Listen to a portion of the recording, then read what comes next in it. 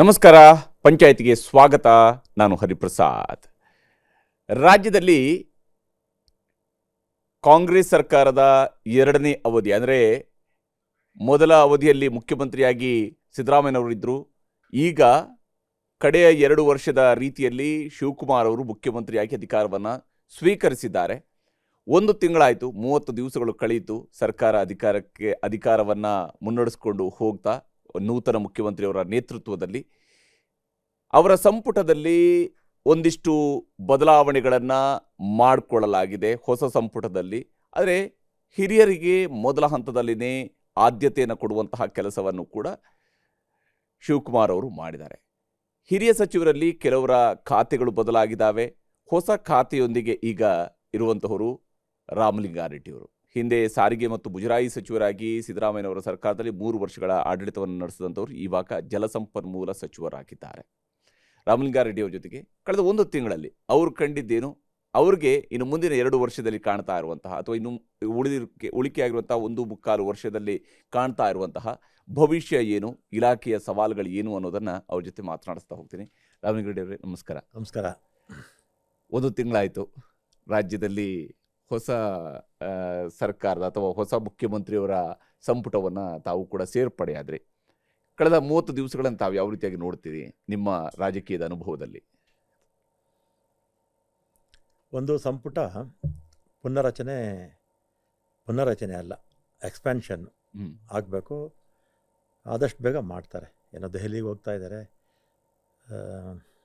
ಹೋಗಿ ಒಂದ್ಸಲಿ ಎಕ್ಸ್ಪ್ಯಾನ್ಷನ್ ಆಗಿ ಪೂರ್ಣವಾಗಿ ಸಂಪುಟ ಜಾರಿ ಆಗಿಬಿಟ್ರೆ ಆಮೇಲೆ ಆಡಳಿತಕ್ಕೆ ಇನ್ನೂ ಹೆಚ್ಚು ಚುರುಕು ಕೊಡ್ಬೋದು.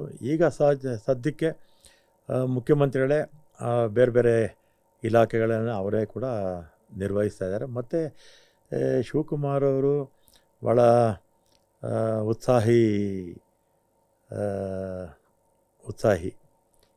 ಮತ್ತು ನಾವು ಪಕ್ಷದ ಅಧ್ಯಕ್ಷರಾಗಿದ್ದಾಗಲೂ ಕೂಡ ನಾವೆಲ್ಲ ನೋಡಿದ್ದೀವಲ್ಲ. ಮತ್ತು ಭಾಳ ಹಿಂದೆ ನಾವೆಲ್ಲ ಕೂಡ NSA ಯೂತ್ ಕಾಂಗ್ರೆಸ್ಸಿಂದ ಬಂದಂಥವರು. ಆಗಲಿಂದಲೂ ಕೂಡ ಯಾವುದೇ ಇಲಾಖೆ ಕೊಟ್ಟರೂ ಕೂಡ ಅದನ್ನು ಸಮರ್ಪಕವಾಗಿ ನಿಭಾಯಿಸ್ತಾ ಇದ್ದಂಥವರು. ಮತ್ತೀಗ ಮುಖ್ಯಮಂತ್ರಿಗಳು ಆಗುವಂಥ ಅವಕಾಶ ಸಿಕ್ಕಿದೆ. ಇನ್ನು ಇರ್ತಕ್ಕಂಥ 2 ವರ್ಷದಲ್ಲಿ ಯಾವ ರೀತಿ ಪಕ್ಷವನ್ನು ಮುನ್ನಡೆಸಿರೋ ಸರ್ಕಾರವನ್ನು ಕೂಡ ಚೆನ್ನಾಗಿ ನಡೆಸ್ತಾರೆ ಅಂತ ವಿಶ್ವಾಸ ನನಗಂತೂ ಇದೆ. ಇಬ್ರು ಕೂಡ ಜೊತೆಯಲ್ಲಿ ರಾಜಕಾರಣವನ್ನು ಶುರು ಮಾಡಿದಂಥ ರೀತಿಯಲ್ಲಿ ಇದೆ. ಯಾಕಂದರೆ 85ರಲ್ಲಿ ಮೊದಲ ಬಾರಿ ಕಂಟೆಸ್ಟ್ ಮಾಡೋದು. ಇಲ್ಲ, ಅದಕ್ಕಿಂತ ಮುಂಚೆ 83ರಲ್ಲಿ ನಾನು ಕಾರ್ಪೊರೇಟರ್ ಆಗಿದ್ದೆ. ಹೌದು. ಶಿವಕುಮಾರ್ ಆಗ ಜಿಲ್ಲಾ ಪಂಚಾಯತ್ ಸದಸ್ಯರಾಗಿದ್ದರು. ಹೌದು. 85ರಲ್ಲಿ ಇಬ್ಬರು ನಿಂತ್ವಿ. ಹೌದು. ಇಬ್ಬರು ಸೋತ್ವಿ. ಆಮೇಲೆ 89ರಿಂದ ಸತತವಾಗಿ ಇಬ್ಬರು 8 ಸಲ ಗೆದ್ದಿದ್ದೀವಿ. ಹೌದು. 1 ಸಲ ಇಂಡಿಪೆಂಡೆಂಟ್ ಆಗಿದ್ದರು. ಆಗ ಪಕ್ಷ ಬಿ ಫಾರಂ ಕೊಡಲಿಲ್ಲ, ನಿರಾಕರಣೆ ಮಾಡಿದ್ರು 94ರಲ್ಲಿ. ಇಬ್ಬರು 8 ಸಲ ಗೆದ್ದಿದ್ದೀವಿ. ನಾನು 6ನೇ ಬಾರಿ ಮಂತ್ರಿ ಆಗಿದ್ದೀನಿ. ಶಿವಕುಮಾರು ಅಷ್ಟೇ, ಹೆಚ್ಚು ಕಮ್ಮಿ ಅಷ್ಟೇ ಬಾರಿ ಮಂತ್ರಿ ಆಗಿದ್ದಾರೆ. ಮತ್ತು ಈ ಉಳಿದಿರ್ತಕ್ಕಂಥ 2 ವರ್ಷ ಭಾಳ ಕ್ರುಷಿಯಲ್. ಈಗ ಏನು ಆನ್ಗೋಯಿಂಗ್ ವರ್ಕ್ಸ್ ಇದೆ ಅದನ್ನು ಮುಗಿಸುವಂಥ ಕೆಲಸ, ಮತ್ತು ಎಕ್ಸ್ಪ್ಯಾನ್ಷನ್ದು ಒಂದಿದೆ, ಮತ್ತು ಅಧಿಕಾರಕ್ಕೆ ಮತ್ತು ಕಾಂಗ್ರೆಸ್ ಪಕ್ಷವನ್ನು ಅಧಿಕಾರಕ್ಕೆ ತರುವಂಥ ಜವಾಬ್ದಾರಿ ಕೂಡ ಮುಖ್ಯಮಂತ್ರಿಗಳ ಮೇಲಿರುತ್ತೆ. ಅದ್ರ ಜೊತೆಗೆ ನಮಗೆ ಮಾಜಿ ಮುಖ್ಯಮಂತ್ರಿಗಳು ಸಿದ್ದರಾಮಯ್ಯನವರು ಅವರ ಬೆಂಬಲ ದೊಂದಿಗೆ ಮತ್ತೆ ನಾವು ಕಾಂಗ್ರೆಸ್ ಪಕ್ಷ 2028ಕ್ಕೆ ಕಾಂಗ್ರೆಸ್ ಪಕ್ಷವನ್ನು ಅಧಿಕಾರಕ್ಕೆ ತರುವಂಥ ಜವಾಬ್ದಾರಿ ನಮ್ಮೆಲ್ಲರ ಮೇಲೂ ಕೂಡ ಇದೆ. ಯಾವತ್ತೂ ಕೂಡ ವೀರಪ್ಪ ಮೊಯ್ಲಿಯವರಿಂದ ಹಿಡಿದು DK ಶಿವಕುಮಾರ್ ಅವರಿಗೂ ಕೂಡ ಅಥವಾ ಹೈಕಮಾಂಡ್ಗೂ ಕೂಡ ನಾನು ಮಂತ್ರಿ ಆಗಬೇಕು ಅಂತ ಯಾವತ್ತೂ ಕೂಡ ಲಾಬಿ ಮಾಡಿರಲಿಲ್ಲ. ಸಹಜವಾಗಿ ಪಕ್ಷ ನಮ್ಮ ಸೀನಿಯಾರಿಟಿ ಮತ್ತು ನಮ್ಮ ಹಿರಿಜನ್ನು ಎಲ್ಲ ನೋಡಿಕೊಂಡು ಪಕ್ಷ ನಮಗೆ ಅವಕಾಶ ಮಾಡಿಕೊಡ್ತು. ಅದಕ್ಕೆ ಪಕ್ಷಕ್ಕೆ ಆಭಾರಿಯಾಗಿದ್ದೀನಿ. ಈ ಮತ್ತು ಶಿವಕುಮಾರ್ ಅವರ ಮಂತ್ರಿಮಂಡಲದಲ್ಲಿ ಈಗ ಜಲಸಂಪನ್ಮೂಲ ಇಲಾಖೆ ಕೊಟ್ಟಿದ್ದಾರೆ. ಇಲ್ಲೂ ಕೂಡ ಕೆಲಸ ಮಾಡುವಂಥ ಅವಕಾಶ ಜಾಸ್ತಿ ಇದೆ. ಬಟ್ ಇದು ಒಂಥರ ನಿಮಗೆ ನಿರೀಕ್ಷಿಸಿರದ ಖಾತೆ ಅಂತೇಳಿ, ನೀವು ನಿರೀಕ್ಷೆ ಮಾಡದ ಖಾತೆಯಾಗಿ, ಯಾಕಂದರೆ ಜಲಸಂಪನ್ಮೂಲ ಅಂತ ಸಾಮಾನ್ಯವಾಗಿ ಗ್ರಾಮಾಂತರ ಭಾಗದ ಶಾಸಕರುಗಳಾಗಿ ಆಯ್ಕೆ ಆದಂಥವ್ರು ಅನೇಕ ವರ್ಷಗಳಿಂದ ನಾವು ನೋಡ್ತಾ ಬಂದಾಗ, ವಿಶೇಷವಾಗಿ HD ದೇವೇಗೌಡರಂಥವ್ರು ಇರ್ಬೋದು, ಇವರೆಲ್ಲರೂ ಕೂಡ ನಿಭಾಯಿಸಿರ್ತಕ್ಕಂಥ ಖಾತೆ. HK ಪಾಟೀಲ್ರು 5 ವರ್ಷ ಇದೇ ಬೊಮ್ಮಾಯಿ ಅವರು ಇದ್ರು 5 ವರ್ಷಗಳ. ಹೌದೌದು. ಶಿವಕುಮಾರ್ ಅವರು ಕೂಡ ಮಂತ್ರಿಗಳಾಗಿದ್ದರು. ಈ ಖಾತೆ ಬಹುಶಃ ನೀವು ನಿರೀಕ್ಷೆ ಮಾಡಿರಲಿಲ್ಲ. ಇಲ್ಲ, ನಾನು ನಿರೀಕ್ಷೆ ಮಾಡಿರಲಿಲ್ಲ. ಕೊಟ್ಟಿದ್ದಾರೆ. ಆದರೆ ಏನು ಯಾವ ಇಲಾಖೆ ಆದರೆ ಏನು ಎಕ್ಸ್ಪೀರಿಯನ್ಸ್ ಇದೆಯಲ್ಲ, ಅನುಭವ ಇದೆಯಲ್ಲ, 40 ವರ್ಷದ ರಾಜಕೀಯ ಅನುಭವ. ನಾನು ಕಾರ್ಪೊರೇಟ್ರಾಗೆ 83 ಆಗಿದ್ದು. ಇದೆಷ್ಟಾಯಿತು, 43 ವರ್ಷ ಆಗೋಯ್ತು. ಹೌದು. ಶಾಸಕನಾಗೆ 37 ವರ್ಷ, ಕಂಟಿನ್ಯೂಸ್ ಆಗಿ 37 ವರ್ಷದಿಂದ ಶಾಸಕನಾಗಿದ್ದೀನಿ. ಅದರಿಂದ ಯಾವ ಇಲಾಖೆ ಕೊಟ್ಟರು ಸಮರ್ಪಕವಾಗಿ ನಿಭಾಯಿಸ್ತೀನಿ ಅನ್ನೋ ಇದನ್ನಂತೂ ನನಗಂತ ಇದೆ, ನಂಬಿಕೆ ಇದೆ. ಈಗ ಈ ಜಲಸಂಪನ್ಮೂಲ ಇಲಾಖೆಯನ್ನು ತೆಗೆದುಕೊಂಡ ನಂತರ ನೀವು ಎದುರಿಸಿರುವಂತಹ ಬಹಳ ಮುಖ್ಯವಾಗಿ ಒಂದು, ನೀವು ಆರಂಭದಲ್ಲಿ ಒಂದು ಸ್ವಲ್ಪ ಮಟ್ಟಿಗೆ ನನಗೆ ಈ ಖಾತೆ ಬೇಡ ಅನ್ನುವಂಥ ನಿಲುವನ್ನು, ಅಂದರೆ ನನಗೆ ಈ ಮಂತ್ರಿ ಸ್ಥಾನನೇ ಬೇಡ ಅನ್ನುವಂಥ ರೀತಿಯಲ್ಲಿ ನೀವು ನಿಲುವನ್ನು ಒಂದು ಹಂತದಲ್ಲಿ ತಗೊಂಡ್ರಿ. ನಂತರ ಖಾತೆನ ವಹಿಸ್ಕೊಂಡ್ರಿ. ಖಾತೆ ವಹಿಸ್ಕೊಂಡ ನಂತರ ನೀವು ಈಗಾಗಲೇ, ಯಾಕಂದರೆ ಇದು ಹೆಚ್ಚು ಟ್ರಾವೆಲನ್ನು ಕೂಡ ಬಯಸುತ್ತೆ, ಬೇರೆ ಬೇರೆ ಕಡೆಗಳಿಗೆ ಓಡಾಡಲೇಬೇಕಾಗತ್ತೆ, ಬೇರೆ ಬೇರೆ ಪ್ರಾಜೆಕ್ಟ್ಗಳನ್ನು ತಿಳ್ಕೊಳ್ಬೇಕಾಗತ್ತೆ. ಆ ಕೆಲಸವನ್ನು ಕೂಡ ನೀವು ಈಗಾಗಲೇ ತುಂಗಭದ್ರಾಕ್ಕೆ ಹೋದ್ರಿ, ಎತ್ತಿನಹೊಳೆಗೆ ಹೋದ್ರಿ, ಅಥವಾ ಮೊನ್ನೆ ಅಷ್ಟೇ ಏನು ಮುತ್ತತ್ತಿಯಲ್ಲಿ ಏನೋ ದುರಂತ ಸಂಭವಿಸ್ತು, ಇಮಿಡಿಯೇಟಾಗಿ ಮುತ್ತತ್ತಿಗೆ ನೀವು ಹೋದ್ರಿ. ಈ ಪ್ರಾಜೆಕ್ಟ್ ಏರಿಯಾಗಳಿಗೆ ಹೋದಾಗ ಅಥವಾ ಇಂತಹ ಯೋಜನೆಗಳ ಪ್ರದೇಶಗಳಿಗೆ ಹೋದಾಗ ಯಾವ ಸ್ವರೂಪದಲ್ಲಿ ಪ್ರಗತಿ ಇದೆ, ಹೇಗೆ ಆಗ್ತಿದೆ? ಆಮೇಲೆ ಓಡಾಡೋದಕ್ಕೆ ಏನು ಸಮಸ್ಯೆನೇ ಇಲ್ಲ. ಯಾಕಂದರೆ ನಾನು ಓಡಾಡಿದಷ್ಟು, ನಾನು ಟೂರ್ ಮಾಡಿದಷ್ಟು, ನೀವು RTI ಆಗಿ ತೊಗೊಂಡ್ರೆ ಅತಿ ಹೆಚ್ಚು ಓಡಾಡೋದು ನಾನೇ. ಅಥವಾ ನಾನು ಉಸ್ತುವಾರಿ ಇದ್ದಂಥ ರಾಮನಗರ ಜಿಲ್ಲೆ ಇರ್ಬೋದು, ಅಥವಾ ರಾಜ್ಯದ ಟ್ರಾನ್ಸ್ಪೋರ್ಟ್ ಮಿನಿಸ್ಟರ್ ಆಗಿದ್ದಾಗ ಎಲ್ಲ ಅತಿ ಹೆಚ್ಚು ಕಾರ್ಯಕ್ರಮಗಳನ್ನ ಅಟೆಂಡ್ ಮಾಡಿದ್ದೀನಿ ಅಂತ ಹೇಳ್ಬೋದು. ಮತ್ತು ಈಗ ಹೊಸ ಇಲಾಖೆ ಬಂತು. ಹೊಸ ಇಲಾಖೆ ಬಂದಮೇಲೆ ಮೊನ್ನೆ ಮುತ್ತೆತ್ತಿನಲ್ಲಿ 5 ಜನ ತೀರೋಗ್ಬಿಟ್ರು. ಆಮೇಲೆ ಯಾಕಿದ್ದು ಪದೇ ಪದೇ ಆಗ್ತಾ ಇದೆ ಅಂತೇಳಿ ನಾನೇ ಅಲ್ಲಿ ಹೋದಂಥ ಸಂದರ್ಭದಲ್ಲಿ ಹೇಳಿದ್ರು, ಪ್ರತಿ ವರ್ಷ ಕನಿಷ್ಠ 6-7 ಜನ ಸಾಯ್ತಾರೆ. 6-7 ಜನ ಸಾಯ್ತು. ಈ ಸಲ ಒಂದೇ ಸಲ 5 ಜನ ಹೋಗ್ಬಿಟ್ಟು ಪಾಪ. ಆಮೇಲೆ ನಾನು ನೋಡಿದೆ, ನೀರು ಹರಿತಿಲ್ಲ, ಅಲ್ಲಿ ಗುಂಡಿಗಳಿರುತ್ತಲ್ಲ, ಅದು ಗೊತ್ತಾಗೋದಿಲ್ಲ. ಕೆಲವು ಕಡೆ 2 ಕಡೆ ಸುಳಿ ಇದೆಯಂತೆ. ಅದು ಮನೇಲಿ ಹೋದರೆ ಏನಾಗುತ್ತೆ, ಅಲ್ಲಿ ಯಾರೂ ಬರೋದೇ ಇಲ್ಲ. ಮತ್ತು ಪ್ರವಾಹನೂ ಇಲ್ಲ, ನೀರು ನಿಂತ ಕಡೆನೇ ಇತ್ತು, ನೀರು ಹರಿತಾನೂ ಇರಲಿಲ್ಲ. ಆಮೇಲೆ ಹಿಸ್ಟ್ರಿ ತೊಗೊಂಡ್ವಿ. ಒಂದು 25-30 ವರ್ಷಕ್ಕೆ ಮುಂಚೆ ಒಂದೊಂದು ವರ್ಷದಲ್ಲಿ 25 ಜನ 30 ಜನ ಸತ್ತಿದ್ದು ಇದೆ. ಪ್ರತಿ ವರ್ಷ ಇಂಥ ವರ್ಷ ಸಾವಿಲ್ಲ ಅಂತಿಲ್ಲ, ಆವ್ರೇಜ್ 7-8 ಜನ ಸಾಯ್ತಾಯಿದ್ರು. ಅದಕ್ಕೆ ನಾವು ಇಂಜಿನಿಯರ್ಸು, ನಮ್ಮ ಫಾರೆಸ್ಟ್ ಡಿಪಾರ್ಟ್ಮೆಂಟ್ನವರು, ಮತ್ತು ನಮ್ಮ ಇವರು DC, ನಮ್ಮ CEO ಎಲ್ಲ ಅಧಿಕಾರಿಗಳೆಲ್ಲ ಬಂದಿದ್ದರು. ಮತ್ತು ಇದ್ರ ಜೊತೆಗೆ ಮೇಕೆದಾಟು ಇದೆ. ಮೇಕೆದಾಟದು ಅವರು ಅನೇಕ ವರ್ಷಗಳು ಹೋರಾಟಗಳಿತ್ತು. ಆಮೇಲೆ ಅವರು ಇದಾಕೊಂಡ್ರು, ಸ್ಪೆಷಲ್ ಒಂದು ತಮಿಳ್ನಾಡವರು ಪರ ಯಾವಾಗ ತೀರ್ಪು ಬಂತು, ಆಮೇಲೆ ಅವರು ಸ್ಪೆಷಲ್ ಲೀವ್ ಪಿಟಿಷನ್ ಹಾಕ್ಕೊಂಡ್ರು. ಮಿಸ್ಲೇನಿಯಸ್ ಹಾಕ್ಕೊಂಡ್ರು. ಮಿಸ್ಲೇನಿಯಸ್ 25ರಲ್ಲೇ ವಜಾ ಆಯಿತು. ಆಮೇಲೆ ಅದ್ರ ಮೇಲೆ ರಿವ್ಯೂ ಪಿಟಿಷನ್ ಹಾಕ್ಕೊಂಡ್ರು, ಅದು 26ರಲ್ಲಿ ವಜಾ ಆಯಿತು. ಈಗ DPR ಎಲ್ಲ ರೆಡಿ ಇದೆ. ಆಮೇಲೆ ಕಾವೇರಿ ವಾಟರ್ ಮ್ಯಾನೇಜ್ಮೆಂಟ್ ಅಥಾರಿಟಿ ಅಂತಿದೆ, ಅದ್ರ ಮುಂದೆ ಟೆಕ್ನಿಕಲ್ಲು ಅವ್ರ ಅಪ್ರೂವಲ್ ಕೊಟ್ಮೇಲೆ ಫೈನಲಾಗಿ ಅಲ್ಲಿ ಹೋಗುತ್ತೆ. ಆದರೂ ಕೂಡ ತಮಿಳ್ನಾಡವರು ಒಂದು ರೆಸೊಲ್ಯೂಷನ್ ಮಾಡಿ ಅಸೆಂಬ್ಲಿನಲ್ಲಿ ಒಂದು ಇಟ್ಟಿಗೆ ಕೂಡ ನಾವು ಇಡೋಕ್ಕೆ ಬಿಡೋದಿಲ್ಲ ಅಂತ ಅಲ್ಲಿ ಸಹಜವಾಗಿ ಅವರು MLS ಅವರ ಮಂತ್ರಿಗಳು ಅಲ್ಲೆಲ್ಲ ಅಸೆಂಬ್ಲಿಯಲ್ಲೆಲ್ಲ ಮಾತಾಡಿದ್ದಾರೆ. ಹಾಗೆ ಅಂತಿಮವಾಗಿ ಸುಪ್ರೀಂ ಕೋರ್ಟ್ ಏನು ಜಡ್ಜ್ಮೆಂಟ್ ಕೊಟ್ಟಿದೆ ಅದರ ಪ್ರಕಾರ ಆಗುತ್ತೆ. ಆಮೇಲೆ ಇಲ್ಲಿ ಕಾನೂನಿನ ಹೋರಾಟ ಒಂದು ಭಾಗ, ಕಾನೂನಿನಲ್ಲಿ ಕರ್ನಾಟಕಕ್ಕೆ ಜಯ ಆಗಿದೆ.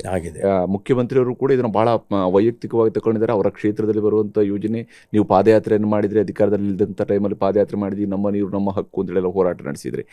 ಆದರೆ ಇಲ್ಲಿರುವಂಥದ್ದು ಈಗ ರಾಜಕೀಯದ ಒತ್ತಡದ ವಿಚಾರವೂ ಕೂಡ ಬರುತ್ತೆ. ರಾಜಕೀಯವಾಗಿ ಯಾರು ಈ ವಿಚಾರದಲ್ಲಿ ಪ್ರಯತ್ನವನ್ನು ಮಾಡಬೇಕು ಅಂತೇಳಿ ಕರ್ನಾಟಕ ಸರ್ಕಾರದ ಕಡೆಗೆ ಕೇಳಿದಾಗಲೆಲ್ಲ BJPಯವರು ಕೇಳ್ತಾರೆ, ನಿಮ್ಮಲ್ಲಿ ಅಲ್ಲಿ ನೋಡಿದರೆ ನಿಮ್ಮವರು ಕಾಂಗ್ರೆಸ್ನವರು, ಅಲ್ಲಿ ನೋಡಿದರೆ ವಿರೋಧಿಸ್ತಾ ಇದ್ದಾರೆ, ಇಲ್ಲಿ ಕಾಂಗ್ರೆಸ್ ಅವರು ಬೇಕು ಅಂತ ಹೇಳ್ತಿದ್ದಾರೆ ಅಂತ ಹೇಳುವಂಥ ಆಪಾದನೆಯನ್ನು ನಿಮ್ಮ ವಿರುದ್ಧ ಮಾಡ್ತಾ ಇದ್ದಾರೆ. ಆ್ಯಕ್ಚುಲಿ ಏನಿಲ್ಲಿ, ಹೇಗೆ ಇದನ್ನು ಜೊತೆಯಾಗಿ ತೆಗೆದುಕೊಂಡು ಹೋಗೋದಕ್ಕೆ ಸಾಧ್ಯ ಆಗುತ್ತೆ?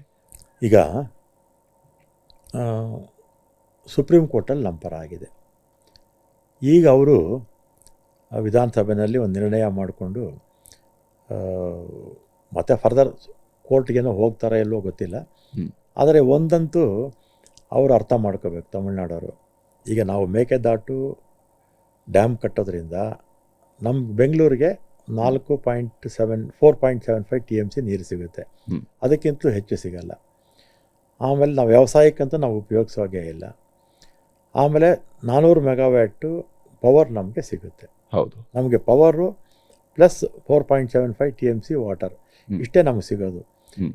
ತಮಿಳ್ನಾಡಿಗೆ ಏನಾಗುತ್ತೆ, ಈಗ ನೋಡಿ, ಈಗ ಮಳೆ ಇಲ್ಲ, ಹೌದು. ಡ್ಯಾಮಲ್ಲಿ ನೀರಿಲ್ಲ. ಹೌದು. ನಾವು ಹೋದ ಜೂನಲ್ಲಿ 9 TMC ನೀರು ಬಿಡಬೇಕಾಗಿತ್ತು. ಹ್ಮ್. ಈಗ ನಮ್ಮಲ್ಲಿ ನೀರಿದ್ದಿದ್ರೆ ನಾವು ಮೇಕೆದಾಟು ಅಣೆಕಟ್ಟು ಕಟ್ಟಿ ನಾವು ಇಲ್ಲಿ ಸ್ಟೋರ್ ಮಾಡಿದ್ರೆ ಅವ್ರಿಗೆ ಬೆನಿಫಿಟ್ ಆಗುತ್ತೆ, ಹೌದು. ತಮಿಳ್ನಾಡವ್ರಿಗೆ ಬೆನಿಫಿಟ್ ಆಗುತ್ತೆ. ಅದನ್ನು ಅವ್ರು ಅರ್ಥನೇ ಮಾಡ್ಕೊಳ್ತಿಲ್ಲ. ಹ್ಮ್. ಅಲ್ಲೇನಾಗಿದೆ, ಈ ನಮ್ಮಲ್ಲಿ ಈಗ ಅಲ್ಲಿ ತಮಿಳ್ನಾಡಲ್ಲಿ ನಮ್ಮ ಜೊತೆ ಅಲಿಯನ್ಸ್ ಇರ್ಬೋದು, ಯಾರು ಕಾಂಗ್ರೆಸ್ ಪಕ್ಷ TVK ಜೊತೆ ಅಲಿಯನ್ಸ್ ಇರ್ಬೋದು. ಹ್ಮ್. ಅದಕ್ಕೂ ಇದಕ್ಕೂ ನಾವು ಸಂಬಂಧ ಮಾಡಬಾರ್ದು. ನಮ್ಮ ರಾಜ್ಯದ ನೆಲ, ಜಲ, ಭಾಷೆ ಬಂದಾಗ ನಾವೆಲ್ಲ ಒಗ್ಗಟ್ಟಾಗಿ, ಎಲ್ಲ ಪಾರ್ಟಿಯವರು ಕೂಡ ಒಗ್ಗಟ್ಟಾಗಿ ನಾವು ಹೋರಾಟ ಮಾಡಬೇಕು. ಹೌದು. ಸುಮ್ಮನೆ ಅಲ್ಲಿ ನಿಮ್ಮದೇ ಪಕ್ಷ ಇದೆ ಅಂತ ಕೆಸರಚ್ಚೋ ಕೆಲಸ ಮಾಡೋಕ್ಕೆ ಹೋಗಬಾರ್ದು. ಈಗ ಮಹದಾಯಲ್ಲಿ ಹ್ಮ್. ಮಹಾರಾಷ್ಟ್ರ, ಗೋವಾ ಇದೆ, BJP ಪಕ್ಷಗಳಿದೆ ಅಲ್ಲಿ. ಹೌದು. ನಾವು ಹಂಗೆ ಹೇಳೋಕ್ಕಾಗತ್ತಾ? ಹ್ಮ್. ಪಕ್ಷಾತೀತವಾಗಿ ನಾವೆಲ್ಲ ಕೂಡ ನಮ್ಮ ರಾಜ್ಯದ ನೆಲ, ಜಲ, ಭಾಷೆ ಬಂದಾಗ ನಾವೆಲ್ಲ ಒಗ್ಗಟ್ಟಾಗಿ ಫೈಟ್ ಮಾಡಬೇಕು. ಆಗ್ಲೂ ನಿಮಗೆ ಇದನ್ನೇ ಹೇಳಿದ್ರು ಕಾಂಗ್ರೆಸ್ನವ್ರಿಗೆ, ಸಿದ್ದರಾಮಯ್ಯನವ್ರ ಸರ್ಕಾರದ ಹಿಂದಿನ ಅವಧಿಯಲ್ಲಿ ಕೂಡ ಅದೇ ಮಾತು ಬಂತು. ನೀವು ಹೋಗಿ ಗೋವಾದಲ್ಲಿರುವಂತಹ ನಿಮ್ಮ ವಿರೋಧ ಪಕ್ಷದವರನ್ನ ನೀವು ಸಮಾಧಾನ ಪಡಿಸ್ಕೊಂಡು ಬನ್ನಿ ಅಂತ ಹೇಳಿದ್ರು. ಇದು ಕೇವಲ ಅಂದರೆ ಇಡೀ ನೀರಾವರಿಯ ವಿಚಾರದಲ್ಲಿ ಈ ರೀತಿಯಾಗಿ ನಿಮ್ಮ ಪಕ್ಷಗಳವ್ರನ್ನ ನೀವೇ ಮೇಂಟೈನ್ ಮಾಡಬೇಕು ಅನ್ನೋಂಥದ್ದಾದರೆ ಆಯಾ ರಾಜ್ಯಗಳಲ್ಲಿರುವಂತಹ ಪಕ್ಷಗಳು ಆಯಾ ರಾಜ್ಯಗಳ ಹಿತಾಸಕ್ತಿನ ಕಾಪಾಡಲೇಬೇಕು. ಅದು ರಾಷ್ಟ್ರೀಯ ಪಕ್ಷಗಳಾಗಿರ್ಬೋದು, ರಾಜ್ಯದ ಪ್ರಾದೇಶಿಕ ಪಕ್ಷಗಳಾಗಿರ್ಬೋದು, ಅವ್ರ ಹಿತಾಸಕ್ತಿ ಕಾಪಾಡಬೇಕು. ಅಂದರೆ ಈ ರೀತಿಯ ಪಾಲಿಟಿಕ್ಸ್ ಎಲ್ಲಿ ತನಕ ಇದು? ಆಮೇಲೆ ಇನ್ನೊಂದು, ಈ ವಿಚಾರದಲ್ಲಿ ಈ ಮೇಕೆದಾಟು ನಾವು ಪಾದಯಾತ್ರೆ ಮಾಡಿದ್ದು ಇಡೀ ರಾಜ್ಯಕ್ಕೆ ಗೊತ್ತಿದೆ ಅಲ್ವಾ. ಒಂದು 15 ದಿವಸಕ್ಕೆ ಮುಂಚೆ ನಾನು ಶಿವಕುಮಾರ್ ಅವರು ಇಬ್ಬರು ಹೋಗಿ ಕೇಂದ್ರದ ಜಲಶಕ್ತಿ ಮಂತ್ರಿಗಳನ್ನ ಭೇಟಿ ಮಾಡಿ ಈ ಮಹದಾಯಿ ಬಗ್ಗೆ, ಅದೇ ಮೇಕೆದಾಟು ಬಗ್ಗೆ, ಅಪರ್ ಕೃಷ್ಣ ಬಗ್ಗೆ ಸಮಸ್ಯೆಗಳನ್ನು ಅವ್ರ ಮುಂದೆ ಹೇಳಿದ್ವಿ. ವಿಶೇಷವಾಗಿ ಮೇಕೆದಾಟು ಬಗ್ಗೆ ತಮಿಳ್ನಾಡವ್ರು ಕರೀರಿ, ನಾವು ಬರ್ತೀವಿ, ಅವರು ಕೂತು ಮಾತಾಡೋಣ, ಚರ್ಚೆ ಮಾಡೋಣ ಅಂತಲೇ ಹೇಳಿದ್ದಾರೆ. ಹೌದು. ಅವ್ರ ತಲೆಯಲ್ಲಿ ಏನಾದರೂ ಕನ್ಫ್ಯೂಷನ್ ಇದ್ದರೆ ಅಥವಾ ತಪ್ಪು ತಿಳುವಳಿಕೆ ಇದ್ದರೆ ನಿವಾರಣೆ ಮಾಡ್ಕೋಬೋದು. ಕೂತು ಮಾತಾಡೋಣ ಕರೀರಿ ಅಂತಲೇ ಹೇಳಿದ್ದೀವಿ. CM ಹೇಳಿದ್ದಾರೆ, ಅವರು ಚರ್ಚೆಗೆ ಬರಲಿ. ಇದರಿಂದ ಬೆನಿಫಿಟ್ ಆಗೋದು ಡ್ಯಾಮ್ ಕಟ್ಟಿದ್ರೆ ಅವ್ರಿಗೇನೆ, ಅವ್ರ ರೈತರಿಗೇನೆ. ಈಗ ಮಳೆ ಇಲ್ಲ, ನಮ್ಮ ಡ್ಯಾಮ್ ಇದ್ದಿದ್ರೆ ಅವ್ರಿಗೆ ಬೆನಿಫಿಟ್ ಆಗೋದಲ್ಲ. ಈಗ ಮಹದಾಯಿ ಮತ್ತು ಕಳಸಾ ಬಂಡೂರು ಯೋಜನೆ, ಯಾಕಂದರೆ ನಮ್ಮ 15 ತಾಲೂಕುಗಳ ಜನ ನಮಗೆ ಕುಡಿಯೋ ನೀರು ಬೇಕು ಅಂತೇಳಿ ಹಗಲು ರಾತ್ರಿ ಹೋರಾಟ ಮಾಡಿದರು. ಸರ್ಕಾರವು ಕೂಡ ಹಿಂದಿನ ಅವಧಿಯಲ್ಲಿನೇ, ಕಾಂಗ್ರೆಸ್ ಸರ್ಕಾರದ ಅವಧಿಯಲ್ಲಿನೇ ಅಲ್ಲಿ ತೀರ್ಪುಗಳು ಕೂಡ ಬಂತು. ಇಲ್ಲಿವರೆಗೂ ಕೂಡ ಆ ಯೋಜನೆ ಅದಕ್ಕಿಂತ ಮುಂದಕ್ಕೆ ಹೋಗೋದಕ್ಕೆ ಸಾಧ್ಯ ಆಗಿಲ್ಲ. ತೀರ್ಪು ಬಂತು, 5 ತೀರ್ಪು ಬಂತು, ಎಲ್ಲವೂ ಕೂಡ ಆಯಿತು. ನಮ್ಮ ಪಾಲಿನ ನೀರು ಕೂಡ ಎಷ್ಟು ಅನ್ನೋದು ಅಲಾಟ್ ಆಗಿದೆ, 4.5 TMC ಅಷ್ಟು ನೀರು ನಮಗೆ ಸಿಗ್ತಾ ಇದೆ. ಆದರೆ ಯುಟಿಲೈಸೇಷನ್ ಆಗೋದಕ್ಕೆ ಇನ್ನೆಷ್ಟು ಮಳೆಗಾಲಗಳನ್ನು ಕಳಿಬೇಕು ಅಂತ ಅಲ್ಲಿಯ ಜನ ಕೇಳ್ತಾ ಇದ್ದಾರೆ. ಒಂದು, ಅದರಲ್ಲಿ ಮಹದಾಯಲ್ಲಿ ಕಳಸಾ ಬಂಡೂರಿ 2 ಬರುತ್ತೆ. ಹೌದು. ಕಳಸಾದು ಏನಾಗುತ್ತೆ, ವೈಲ್ಡ್ ಲೈಫ್ ಅವರು ಪರ್ಮಿಷನ್ ಕೊಡಬೇಕು. ಒಂದು 50 ಎಕರೆ ಹೋಗುತ್ತೆ ಅಷ್ಟೇ. ಮೊದಲು ಜಾಸ್ತಿ ಮಾಡಿದ್ರು, ಆಮೇಲೆ ಅದನ್ನು ಲಿಮಿಟ್ ಮಾಡಿ ಒಂದು 50 ಎಕರೆ ಮುಳುಗಡೆ ಆಗ್ಬೋದು ಅಷ್ಟೇ. ವೈಲ್ಡ್ ಲೈಫ್ ಅಥಾರಿಟಿಯವರು ನಮಗಿನ್ನೂ ಅನುಮತಿ ಕೊಟ್ಟಿಲ್ಲ. ಅದಕ್ಕೆ ಅಧ್ಯಕ್ಷರು ಫಾರೆಸ್ಟ್ ಮಿನಿಸ್ಟರ್, ಕೇಂದ್ರದ ಅರಣ್ಯ ಸಚಿವರು, ಅದಕ್ಕೆ ಪರಿಸರ ಸಚಿವರು ಇರ್ತಾರಲ್ಲ, ಅವರು ಅದಕ್ಕೆ ಅಧ್ಯಕ್ಷರಾಗಿದ್ದಾರೆ. ಮತ್ತು ಬಂಡೂರಿದು ಫಾರೆಸ್ಟ್ ಇಲಾಖೆ, ಫಾರೆಸ್ಟ್ ಅರಣ್ಯ ಇಲಾಖೆ, ಅವರು ಪರ್ಮಿಷನ್ ಕೊಡಬೇಕು. ಪರ್ಸ್ಯೂ ಮಾಡಿದ್ದಾರೆ. ಹೋದ ತಿಂಗಳು ಕೂಡ ನಮ್ಮ ಆಫೀಸರ್ಸ್ ಎಲ್ಲ ಹೋಗಿದ್ದರು. ಮತ್ತು ನಾನು ಕೂಡ ಮೊನ್ನೆ ಹೋದಾಗ 4-5 ವಿಚಾರ ಮಾತಾಡಿದ್ವಿ. ಮತ್ತೆ ಹೋಗ್ತೀನಿ, ಹೋಗ್ಬಿಟ್ಟು ಅದನ್ನು ಕೂಡ ಪರ್ಸ್ಯೂ ಮಾಡಬೇಕು. ಒಂದು ವೈಲ್ಡ್ ಲೈಫ್ದವ್ರು ಕೊಡಬೇಕು ಕಳಸಾದು, ಬಂಡೂರಿದು ಫಾರೆಸ್ಟ್ ಡಿಪಾರ್ಟ್ಮೆಂಟ್ ಪರ್ಮಿಷನ್ಸ್ ಕೊಡಬೇಕು. ಸ್ವಲ್ಪ ಪರ್ಸ್ಯೂ ಮಾಡಬೇಕು ಅಷ್ಟೇ ಅಲ್ಲೋಗಿ. ಈ ಅಪ್ಪರ್ ಕೃಷ್ಣ ಯೋಜನೆಯ ವಿಚಾರಕ್ಕೆ ಬಂದಾಗ ಕೂಡ ಆಲಮಟ್ಟಿಯಲ್ಲಿ ಈಗ ಡ್ಯಾಮ್ನ ಹೈಟ್ ವಿಚಾರಗಳಿಗೆ ಸಂಬಂಧಪಟ್ಟ ನೀರಿನ ಸ್ಟೋರೇಜ್ ಹೈಟ್ ಕೆಪಾಸಿಟಿಗೆ ಏನಿದೆ ಅದನ್ನು ಕಂಪ್ಲೀಟ್ ಮಾಡಬೇಕು ಅಂದರೆ ಒಂದು ಕಡೆಯಲ್ಲಿ ಹಳ್ಳಿಗಳ ಮುಳುಗಡೆ ಆಗುತ್ತೆ, ಅದೊಂದು ಭಾಗ. ಆದರೆ ನೋಟಿಫಿಕೇಷನ್ನ ವಿಚಾರವು ಕೂಡ ಇನ್ನೂ ಕೂಡ ಹಾಗೆಯೇ ಪೆಂಡಿಂಗ್ ಉಳಿದಿದೆ. ಎಷ್ಟು ವರ್ಷಗಳ ಕಾಲ ಹಾಗಾದರೆ ನಾವು ಒಂದು ಯೋಜನೆಗೆ ವೆಯ್ಟ್ ಮಾಡ್ತಾ ಕೂತ್ಕೋಬೇಕು, ಯಾಕೆ ವಿಳಂಬ ಅನ್ನುವಂಥ ಪ್ರಶ್ನೆ? ಈಗಾಗಲೇ 13 ವರ್ಷ ಆಗಿದೆ. ಹೌದು. ಅದು 2050ಕ್ಕೆ ಮುಗಿಯುತ್ತೆ. ಟ್ರಿಬ್ಯುನಲ್ಲು ಹೌದು 2050ಕ್ಕೆ ನಮ್ಮ ಏನು ಅಗ್ರಿಮೆಂಟು ಅವರೇನು ಆದೇಶ ಕೊಟ್ಟಿದ್ದಾರೆ 2050ಕ್ಕೆ ಮುಗಿಯುತ್ತೆ. ಹೌದು. 13 ವರ್ಷ ಆದರೂ ಕೂಡ ನೋಟಿಫೈ ಮಾಡಿಲ್ಲ. ಆಮೇಲೆ ಈ ಟ್ರಿಬ್ಯುನಲ್ಲು ಆದೇಶದ ಮೇಲೆ ಇವರು ಕೋರ್ಟ್ಗೆ ಹೋದರು, ಯಾರು ಆಂಧ್ರ ಪ್ರದೇಶ ಕೋರ್ಟ್ಗೆ ಹೋದರು. ಆಮೇಲೆ ಜೊತೆಲಿ ತೆಲಂಗಾಣ ಆಯ್ತಲ್ಲ, ಹೌದು, ಅವರು ಕೂಡ ಹೋಗಿದ್ದಾರೆ. ನಾವು ಕೂಡ ಕೋರ್ಟ್ಗೆ ಹೋಗಿದ್ದೀವಿ ನೋಟಿಫಿಕೇಶನ್ ಬೇಗ ಮಾಡಿ ಅಂತ. ಹೌದು.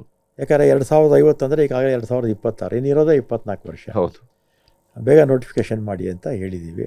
ಎತ್ತಿನಹೊಳೆ ಪ್ರಾಜೆಕ್ಟ್ ವಿಚಾರಕ್ಕೆ ಸಂಬಂಧಪಟ್ಟಂತೆ ಈಗೇನೋ ಹಿಂದಿನ ಸರ್ಕಾರ ಅದನ್ನು ಉದ್ಘಾಟನೆ ಮಾಡ್ತು, ಏನು ಉಪಮುಖ್ಯಮಂತ್ರಿಗಳಾಗಿದ್ದಂಥ ಅವಧಿಯಲ್ಲಿ, ಜಲಸಂಪನ್ಮೂಲ ಸಚಿವರಾಗಿದ್ದಂಥ ಅವಧಿಯಲ್ಲಿ ಶಿವಕುಮಾರ್ ಅದಕ್ಕೆ ಉದ್ಘಾಟನೆಯನ್ನು ಮಾಡಿಸುವಂಥರಲ್ಲಿ ಯಶಸ್ವಿ ಆದರು. ಆದರೆ ಇಲ್ಲಿ ಅಂತಿಮವಾಗಿ ನಮ್ಮ ಮಾಲೂರುವರೆಗೆ ಅಥವಾ ಬಾಗೇಪಲ್ಲಿಯವರೆಗೆ ನೀರು ತಲುಪಬೇಕಾಗಿದೆ.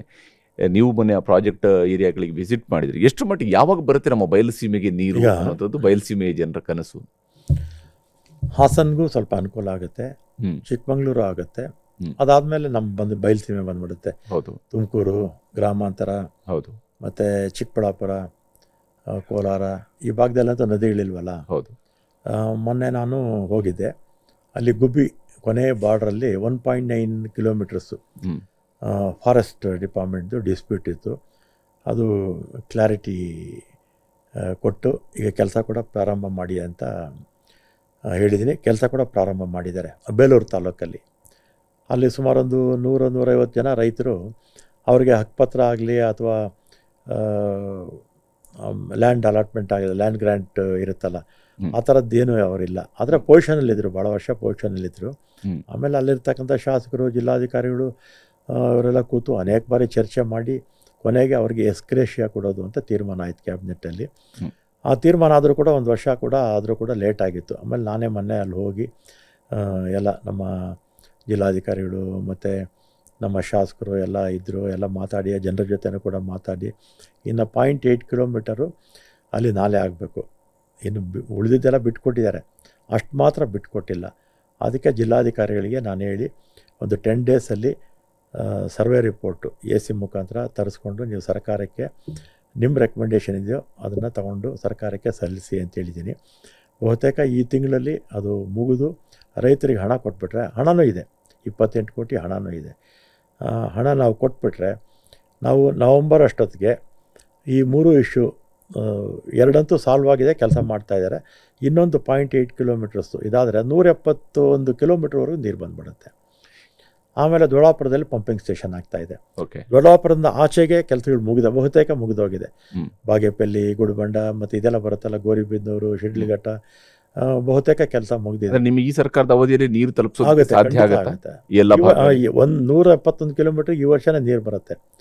ಅಂದರೆ ಮಳೆ ಮೇಲೆ ಡಿಪೆಂಡ್ ಆಗುತ್ತೆ. ಯಾಕಂದರೆ ಈ ವರ್ಷ ಬರಗಾಲ ಇದೆ. ಹೌದು, ನಮ್ಮ ಸರ್ಕಾರದ ಅವಧಿಯಲ್ಲಿ 100ಕ್ಕೆ 100 ಭಾಗ ಬರುತ್ತೆ. ಇಲ್ಲಿ ನೀವು ಕೂಡ ಪ್ರಸ್ತಾಪ ಮಾಡಿದೆ ಬರಗಾಲದ ಬಗ್ಗೆ. ಮುಂಗಾರು ಮಳೆ ಬಹುಶಃ ಶತಮಾನದ ದಾಖಲೆಯ ಕುಸಿತವನ್ನು ಕಂಡಿರುವ ಸಂದರ್ಭದಲ್ಲಿ ತಾವು ಜಲಸಂಪನ್ಮೂಲ ಸಚಿವರಾಗಿದ್ದೀರಿ, ಭಾರಿ ನೀರಾವರಿ ಸಚಿವರಾಗಿದ್ದೀರಿ. ಹೆಂಗೆ ನೀರು ಕೊಡ್ತೀರಿ? ಇದು ಇಂಟರ್ ಸ್ಟೇಟ್ ಡಿಸ್ಪ್ಯೂಟ್ಗಳಿದ್ದಾವೆ, ಜೊತೆಗೆ ನಮ್ಮ ರೈತರ ನಿರೀಕ್ಷೆಗಳಿದ್ದಾವೆ, ಬೆಳೆ ಬೆಳೆಯುವಂಥದಕ್ಕೆ ಕಷ್ಟಗಳಿದ್ದಾವೆ. ಯಾವ ಸ್ವರೂಪದ ಚಾಲೆಂಜ್ ಈಗ ತಮ್ಮ ಕಣ್ಣ ಮುಂದೆ ಕಾಣ್ತಾ ಇದೆ? ಈಗಾಗಲೇ ಬೇರೆ ಬೇರೆ ಅಣೆಕಟ್ಟುಗಳು ಕೂಡ ವಿಸಿಟ್ ಮಾಡಿ ನೋಡಿದಿರಿ, ನೀರಿನ ಮಟ್ಟ ಬಗ್ಗೆ ರಿಪೋರ್ಟ್ಗಳನ್ನು ತರಿಸ್ಕೊಂಡಿದ್ದೀರಿ. ಯಾವ ಸ್ವರೂಪದ ಬಾಗಿನ ಕೊಡುವ ಜಾಗದಲ್ಲಿ ಇವತ್ತು ಇಡೀ ಬರದಾಗಿರ್ತಕ್ಕಂಥ ಅಣೆಕಟ್ಟುಗಳನ್ನು ನೋಡ್ತಾ ಇದ್ದೀರಿ? ಹೋದ ವರ್ಷ ಇದೇ ಸಮಯಕ್ಕೆ ಬಹುತೇಕ ಎಲ್ಲ ಡ್ಯಾಮ್ಗಳು ಕೂಡ 3/4 ಭಾಗ ತುಂಬಬೇಕಿತ್ತು. ಹೌದು. ಆಮೇಲೆ ನಿನ್ನೆ ನಾನು ACS ಅವರು ನಮ್ಮ ಎಲ್ಲ MDs 4 ನಿಗಮಗಳ MDs ಮೀಟಿಂಗ್ ಮಾಡಿದ್ವಿ. ನೀರಿನ ಪ್ರಮಾಣ ಭಾಳ ಕಡಿಮೆ ಇದೆ. ಒಂದು ಭದ್ರಾದಲ್ಲಿ ಸ್ವಲ್ಪ ನೀರು ಜಾಸ್ತಿ ಇದೆ, ಅದು ಬಿಟ್ಟರೆ ಉಳಿದಿರ್ತಕ್ಕಂಥ ಕಡೆ 9-10% ಮೇಲೆ ಎಲ್ಲೂ ಇಲ್ಲ. ಹೌದು. ಆಮೇಲೆ ಈಗ ಕುಡಿಯೋ ನೀರಿಗೆ ಆದ್ಯತೆ ನಾವು ಕೊಡಲೇಬೇಕು. ಹೌದು. ಕುಡಿಯೋ ನೀರಿಗೆ ನಮಗೇನು 3-4 ತಿಂಗಳು ಏನು ಸಮಸ್ಯೆ ಆಗಲ್ಲ. ಇರ್ತಕ್ಕಂಥ ನೀರನ್ನೇ ನಾವು ಮಿತವಾಗಿ ಬಳಸ್ಕೊಂಡ್ರೆ 3-4 ತಿಂಗಳು ನಮಗೆ ಕುಡಿಯೋ ನೀರಿಗೇನು ಸಮಸ್ಯೆ ಆಗಲ್ಲ. ನೋಡೋಣ, ಮಳೆ ಬರುತ್ತೆ ಅಂತ ನಿರೀಕ್ಷೆ ಇಟ್ಕೊಳ್ಳೋಣ. ಈಗ ಬರಗಾಲ ಇರೋದ್ರಿಂದ ಮೋಡ ಬಿತ್ತನೆ ಬಗ್ಗೆ ಏನಾದರೂ ಯೋಚನೆ ಇದೆಯಾ? ಇದೇ ಪ್ರಪೋಸಲ್ ಇದೆ, ಹೇಳಿದ್ದೀನಿ, ಮೊನ್ನೆ ನಮ್ಮ ಅಧಿಕಾರಿಗಳ ಗಮನಕ್ಕೆ ತಂದಿದ್ದೀನಿ. ನೋಡೋಣ, ಮಂಡೇ ಮಾತಾಡ್ತೀನಿ ಇದ್ರ ಬಗ್ಗೆ. ಹಿಂದೆ ಎಲ್ಲ ಮಾಡಿದ್ರು, HK ಪಾಟೀಲ್ ಇದ್ದಾಗ ಹೌದು ಮೋಡ ಬಿತ್ತನೆ ಮಾಡಿದ್ರು. ಮೊನ್ನೆನೂ ಕೂಡ ನಾನು ಮೀಟಿಂಗಲ್ಲಿ ಚರ್ಚೆ ಆಯಿತು. ನೋಡೋಣ, ಮಂಡೇ ಮಾತಾಡ್ತೀನಿ. ಅಂದರೆ ಅದಕ್ಕೆ ಪೂರಕವಾದ ವಾತಾವರಣನೂ ಇರಬೇಕು. ಹೌದು. ಆ ಪೂರಕವಾದ ವಾತಾವರಣ ಇಲ್ಲಾಂದರೆ ಮೋಡ ಬಿತ್ತನೆ ಮಾಡಿದ್ರು ಕೂಡ ಹೌದು ಪ್ರಯೋಜನ ಆಗಲ್ಲ. ಇಲ್ಲಿ ಭಾಳ ಮುಖ್ಯವಾಗಿ ಖಾತೆಗಳ ವಿಚಾರ ನೀವು ಆವಾಗಲೇ ಹೇಳಿದ್ರಿ, ನಿಮಗೂ ಆಲ್ರೆಡಿ ಅದು ವಾಸ್ತವವು ಕೂಡ ರಾಜ್ಯದ ಬೇರೆ ಬೇರೆ ಭಾಗಗಳಿಗೆ ಹೋದಾಗಲೂ ಕೂಡ ಮುಜರಾಯಿ ಖಾತೆಯನ್ನು ತುಂಬ ಚೆನ್ನಾಗಿ ನಿಭಾಯಿಸಿದಿರಿ ಅನ್ನೋಂಥದ್ದು. ಮತ್ತು ವಿಶೇಷವಾಗಿ ಅರ್ಚಕರ ಸಂಘದವರು ಕೂಡ ಇತ್ತೀಚೆಗೆ ಒಂದು ಸುದ್ದಿಗೋಷ್ಠಿ ನಡೆಸಿ ಕೂಡ ಇಲ್ಲ ಮುಜರಾಯಿ ಇಲಾಖೆಯನ್ನು ರಾಮಲಿಂಗಾರೆಡ್ಡಿ ಅವರಿಗೆ ಕೊಡಬೇಕು. ಸಾಮಾನ್ಯವಾಗಿ ಮುಜರಾಯಿ ಮಂತ್ರಿಗಳ ಪರವಾಗಿ ಈ ರೀತಿಯಾಗಿ ಮಾತಾಡುವಂಥ ಪ್ರಮಾಣ ಭಾಳ ಕಡಿಮೆ ಇರುತ್ತೆ, ಅಥವಾ ಇಲ್ಲವೇ ಇಲ್ಲ ಅಂತಲೇ ಹೇಳ್ಬೋದು. ಈಗಲೂ ನಿಮಗೆ ಮುಜರಾಯಿ ಖಾತೆಯನ್ನು ಈಗ ಒಂದು ಬೆಂಗಳೂರು ನಗರಾಭಿವೃದ್ಧಿ ಖಾತೆ ಸಿಗುತ್ತೆ ಅನ್ನೋಂಥದ್ದು ಅದು ಸಿಕ್ಕಿಲ್ಲ. ಜಲಸಂಪನ್ಮೂಲ ಖಾತೆ ಕೊಟ್ಟಿದ್ದಾರೆ, ದೊಡ್ಡ ಖಾತೆ ನಿಜ. ಆದರೆ ಮುಜರಾಯಿ ಖಾತೆ ನಿಮಗೆ ಬರಬಹುದು ಅಥವಾ ಕೊಡ್ತಾರೆ ಅನ್ನೋದ್ರ ಬಗ್ಗೆ ಏನಾದ್ರು ಇದೆಯಾ, ಅಥವಾ ನೀವೇನಾದರೂ ಕೇಳಿದ್ರೆ? ಇಲ್ಲ, ನಾನು ಯಾವತ್ತೂ ಕೇಳಲ್ಲ. ನಾನು ಯಾವತ್ತೂ ಮಂತ್ರಿ ಮಾಡಿ ಅಂತಲೂ ಕೇಳಿಲ್ಲ, ಇಂಥ ಇಲ್ಲ ಖಾತೆನೂ ಬೇಕು ಅಂತ ಕೇಳಲಿಲ್ಲ. 2023ರಲ್ಲಿ ಬೆಂಗಳೂರು ಡೆವಲಪ್ಮೆಂಟು ಕೊಡ್ತೀನಿ ಅಂತ ಚೀಫ್ ಮಿನಿಸ್ಟರ್ ಅವಾಗ ಸಿದ್ದರಾಮಯ್ಯನವರು ಕರೆದು ಹೇಳಿದರು. ಆಮೇಲೆ ಚೇಂಜ್ ಆಯಿತು. ಯಾಕೆ ಚೇಂಜ್ ಆಯಿತು ಅಂತ ಅದನ್ನು ಈಗ ಹೇಳೋಕೆ ಹೋಗೋದಿಲ್ಲ. ಅದಕ್ಕೆ ಮತ್ತೆ 2023ಕ್ಕೆ ಆಗಬೇಕಾಗಿತ್ತು. ಸುಮ್ಮನೆ ಅದನ್ನು ಯಾಕೆ ಮಾತಾಡೋದು ಬಿಡಿ. ಅಂದರೆ ಅವತ್ತು ಮೊನ್ನೆ ಒಂದು ಕುತೂಹಲ ಅಷ್ಟೇ, ಮೊನ್ನೆ ಮುಖ್ಯಮಂತ್ರಿಯವರು ತಮ್ಮನ್ನು ಸಮಾಧಾನ ಮಾಡಿಸೋದಕ್ಕೆ ನಿಮ್ಮ ರಾಜೀನಾಮೆನಂತೂ ನಾನು ಸ್ವೀಕರಿಸೋದಿಲ್ಲ ಅಂತ ಅವ್ರು ಹೇಳಿದ್ದಾರೆ. ಕೇಳಿಕೊಂಡೇ ಇದೆಲ್ಲ ಆಯಿತು. ಸುಮಾರು ಹೊತ್ತು ಇಬ್ಬರು ಕೂತ್ಕೊಂಡು ಮಾತಾಡಿದ್ರಿ. ಏನಾದರೂ ಹೇಳ್ಬೋದಾ, ಏನು ಮಾತಾಡಿದ್ರಿ ಅಂಥದ್ದು? ಅಷ್ಟೊತ್ತು ಮಾತಾಡೋವಂಥದ್ದು, ಕನ್ವಿನ್ಸ್ ಮಾಡುವಂಥದ್ದು, ಅಥವಾ ಯಾವ ಕಾರಣ?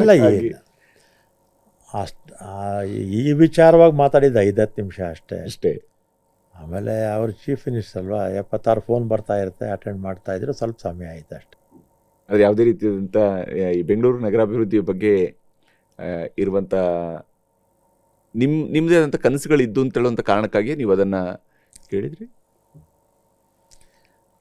ಅದಕ್ಕೆ ಒಂದು ಕ್ಲಾರಿಟಿನೂ ಕೊಡಬೇಕಾಗತ್ತೆ. 2023ರಲ್ಲಿ ಶಿವಕುಮಾರ್ ಇವರು ಸಿದ್ದರಾಮಯ್ಯನವರು ಕರೆದು ಬೆಂಗಳೂರು ಡೆವಲಪ್ಮೆಂಟು ತಗೊಳ್ಳಿ ಅಂತ ಹೇಳಿದ್ರು. ನಾನು ಕೇಳಿರಲಿಲ್ಲ, ಪಾಪ ಅವರೇ ಕರೆದು ಹೇಳಿದರು. ಆಮೇಲೆ 23ನೇ ತಾರೀಕು ಹೇಳಿದ್ದು. 24, 25ಕ್ಕೆ ನೋಡಿದ್ರೆ ಚೇಂಜ್ ಆಗೋಯಿತು, ಶಿವಕುಮಾರ್ಗೆ ಹೋಗಿತ್ತು. ನಾನು ಹಿಂದೆ 4 ವರ್ಷ 4 ತಿಂಗಳು ಇದೇ ಟ್ರಾನ್ಸ್ಪೋರ್ಟಲ್ಲಿದ್ದೀನಿ, ಮತ್ತೆ ನನಗೆ ಇದೇ ಇಲಾಖೆ ಕೊಟ್ಟಿದ್ದೀರಾ, ನನಗೆ ಬೇಡ ಅಂತ ಕೂತ್ಕೊಂಡೆ. ನಾನೇನು ಬೆಂಗಳೂರು ಡೆವಲಪ್ಮೆಂಟ್ ಕೊಡಿ ಅಂತ ಪಾಪ ಅವ್ರಿಗೂ ಕೇಳಲಿಲ್ಲ. ಅವಾಗ ಅವರೇ ಕರೆದು ಹೇಳಿದರು. ಆಮೇಲೆ ಶಿವಕುಮಾರ್ ತಗೊಂಡ್ರಲ್ಲ, ನಾನು ಬೇಡ ಅಂತ ನಾನು ಕೂತ್ಕೊಂಡೆ. ಮತ್ತು ಹಿಂದೆ 4 ವರ್ಷ 4 ತಿಂಗಳು ಇದೇ ಪೋರ್ಟ್ಫೋಲಿಯೋ, ಮತ್ತೆ ಅದೇ ಕೊಟ್ಟಿದ್ದೀರಾ, ಬೇರೆ ಯಾವುದಾದ್ರು ನನ್ನ ಸೀನಿಯಾರಿಟಿಗೆ ತಕ್ಕಂತೆ ಕೊಡ್ಬೋಯಿತ್ತು ಅಂತ ಹೇಳಿದೆ. ಆಮೇಲೆ ಅವಾಗ ಬೇರೆಯವ್ರಿಗೆಲ್ಲ ಹಂಚ್ಬಿಟ್ಟಿದ್ರಲ್ಲ ಖಾತೆಗಳು, ಕಿತ್ಕೊಡೋದು ಚೆನ್ನಾಗಿರಲ್ಲ ಅಂತೇಳಿ ಮುಂದಕ್ಕೆ ನಿಮ್ಗೆ ಕೊಡ್ತೀವಿ ಅಂತ ಹೇಳಿದರು. ಕೊಡಲಿಲ್ಲ ಅಷ್ಟೇ. ಅದಕ್ಕೆ ಬೇಸರ ಆಗಿತ್ತು ಅಷ್ಟೇ. ನನಗೇನು ಇಂಥ ಖಾತೆ ಅಂತೇನೂ ಇಲ್ಲ, ನನ್ನ ಸೀನಿಯಾರಿಟಿಗೆ ತಕ್ಕನಾಗಿ ಯಾವುದು ಕೊಟ್ಟಿದ್ರು ಆಗೋಗಿತ್ತು.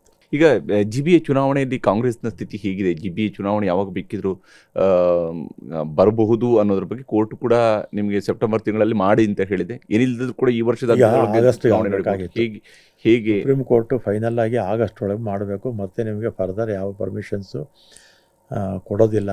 ಪರ್ಮಿಷನ್ಸ್ ಅಂದರೆ ಮುಂದಕ್ಕೆ ಹಾಕೋದಕ್ಕೆ ಕೊಡೋಲ್ಲ ಅಂತ ಹೇಳಿದರು. ಈಗೇನಾಗಿದೆ, SIR ನಡೀತಾ ಇದೆ. SIR ನಡೆಯುವಾಗ ಕೊಡ್ತಾರೋ ಇಲ್ಲೋ ಡೌಟ್ ನನಗೆ. ಮುಂದಕ್ಕೆ ಹೋಗ್ಬೋದು, ಎಲೆಕ್ಷನ್ಸು 1-2 ತಿಂಗಳು ಮುಂದಕ್ಕೆ ಹೋಗ್ಬೋದು. ಎಷ್ಟು ಮಟ್ಟಿಗೆ ಕಾಂಗ್ರೆಸ್ ಈಗ 5 ಪಾಲಿಕೆಗಳಲ್ಲಿ ಗೆಲ್ಲುವಂತಹ ಸ್ಥಿತಿಯನ್ನು ಇಟ್ಕೊಂಡಿದೆ? ಯಾವ ಸ್ವರೂಪದಲ್ಲಿ? ಬೆಂಗಳೂರು ರಾಜಕೀಯದ ಬಗ್ಗೆ ಹೆಚ್ಚು ಮಾತಾಡಲ್ಲ, ಏನು ನೀರಾವರಿ ಬಗ್ಗೆ ಕೇಳಿ ಮಾತಾಡ್ತೀನಿ. ಓಕೆ. ಕಡೆದಾಗಿ, ಯಾಕಂದರೆ ಬೆಂಗಳೂರಿನ ಕುಡಿಯುವ ನೀರಿನ ಇರುವಂತಹ ಬೇರೆ ಬೇರೆ ಸೋರ್ಸ್ಗಳ ವಿಚಾರಗಳಿಗೆ ಬಂದಾಗ ತಮಗೂ ಕೂಡ ಗೊತ್ತಿದೆ ಎಲ್ಲೆಲ್ಲಿಂದ ನೀರು ಸಪ್ಲೈ ಆಗುತ್ತೆ. ಬೆಂಗಳೂರು ಈ ವರ್ಷದ ಬರಗಾಲದಲ್ಲೂ ಕೂಡ ಬೆಂಗಳೂರು ಕೂಡ ಬಹಳ ದೊಡ್ಡದಾಗಿ ಸಫರ್ ಆಗುವಂಥ ಚಾನ್ಸಸ್ ಇದ್ದೇ ಇರುತ್ತೆ, ಮಳೆ ಕಡಿಮೆ ಆಯಿತು ಅಂತ ಹೇಳಿ ಆದಾಗ. ಹೀಗಾಗಿ ಬೆಂಗಳೂರಿನ ಕುಡಿಯುವ ನೀರಿನ ಸಪ್ಲೈನ ಇನ್ನು 3-4 ತಿಂಗಳು ಕುಡಿಯೋ ನೀರಿಗೆ ನಮಗೆ ಏನು ಸಮಸ್ಯೆ ಇಲ್ಲ. ಈಗಿರ್ತಕ್ಕಂಥ ನೀರನ್ನ ಕುಡಿಯೋ ನೀರಿಗೇ ನಾವು ರಿಸರ್ವ್ ಮಾಡ್ಕೊಳ್ತೀವಿ, ಮಿತವಾಗಿ ಬಳಸ್ತೀವಿ. ಮತ್ತು ಅದನ್ನು ಕನಿಷ್ಠ 3-4 ತಿಂಗಳು ನಾವು ಕುಡಿಯೋ ನೀರಿಗೆ ಏನು ಸಮಸ್ಯೆ ಆಗಲ್ಲ. ಆ ಮಧ್ಯದಲ್ಲಿ ಮಳೆ ಬಂದರೆ ಡ್ಯಾಮ್ಗಳು ತುಂಬದೇ ಇದ್ದರೂ ಕೂಡ ಅಟ್ಲೀಸ್ಟ್ ಕುಡಿಯೋ ನೀರಿಗೆ ಆಗೋಷ್ಟಾದರೂ ಮಳೆಗಳು ಬರುತ್ತೆ ಅಂತ ನನ್ನ ಒಂದು ಆಶಾಭಾವನೆ. ಎಸ್, ಧನ್ಯವಾದ ರಾಮಲಿಂಗಾರೆಡ್ಡಿ ಅವರು ಇಷ್ಟೊತ್ತು ನಮ್ಮ ಜೊತೆಗೆ ಮಾತನಾಡೋದಕ್ಕಾಗಿ. ತಾವೇನು ಯೋಜನೆಯನ್ನು ರೂಪಿಸ್ತಾ ಇದ್ರಿ ಅವುಗಳು ಸಕ್ಸಸ್ ಆಗಲಿ ಅಂತೇಳಿ ಹಾರೈಸ್ತೀವಿ. Thank you. ಇದು ಕರ್ನಾಟಕದ ಜಲಸಂಪನ್ಮೂಲ ಸಚಿವರಾಗಿರುವಂತಹ ರಾಮಲಿಂಗಾರೆಡ್ಡಿಯವರ ಮಾತು. ಬೇರೆ ಬೇರೆ ಯೋಜನೆಗಳು, ವಿಶೇಷವಾಗಿ ಎತ್ತಿನಹೊಳೆ ಯೋಜನೆ ಇರ್ಬೋದು, ಭದ್ರಾ ಮೇಲ್ದಂಡೆ ಯೋಜನೆ ಇರ್ಬೋದು, ಅದನ್ನು ಆದಷ್ಟು ಮುಂದಿನ 2 ವರ್ಷಗಳ ಅವಧಿಯ ಒಳಗಡೆ ಕಾರ್ಯಗತಗೊಳಿಸಬೇಕು. ಆ ನಿಟ್ಟಲ್ಲಿ ಕ್ರಮಗಳನ್ನು ವಹಿಸ್ತೀನಿ. ಮತ್ತು ಬರಗಾಲ ಇರೋದರಿಂದಾಗಿ, ಮಳೆ ಕಡಿಮೆ ಆಗಿರೋದಾಗಿ, 150 ವರ್ಷಗಳಿಂದ ಹೋಲಿಕೆ ಮಾಡಿದಾಗ ಅತ್ಯಂತ ಕಡಿಮೆ ಮಳೆ ಜೂನ್ ತಿಂಗಳಲ್ಲಿ ದಾಖಲಾಗಿರೋದ್ರಿಂದಾಗಿ ಸಮಸ್ಯೆ ಇದೆ. ಮಿತವಾಗಿ ನೀರನ್ನು ಬಳಕೆ ಮಾಡಬೇಕಾದಂಥ ಅನಿವಾರ್ಯತೆಯೂ ಇದೆ ಅನ್ನೋದನ್ನು ಜಲಸಂಪನ್ಮೂಲ ಸಚಿವರು ಕೂಡ ಹೇಳ್ತಾ ಇರುವಂಥದ್ದು.